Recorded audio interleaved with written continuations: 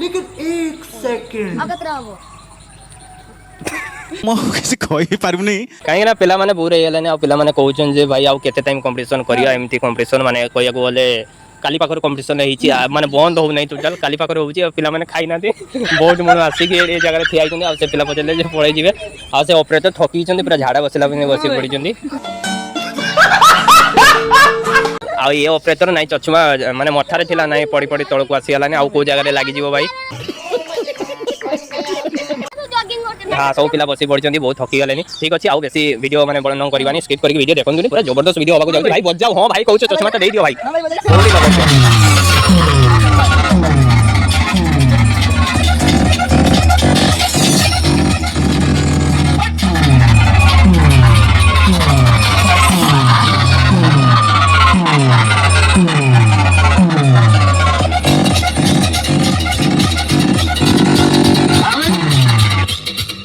ଆଉ କମେଣ୍ଟ ମାଧ୍ୟମରେ ଜଣେଇବେ କୋଉ ଡିଜେଟା ଭଲ ବାଜିଲା।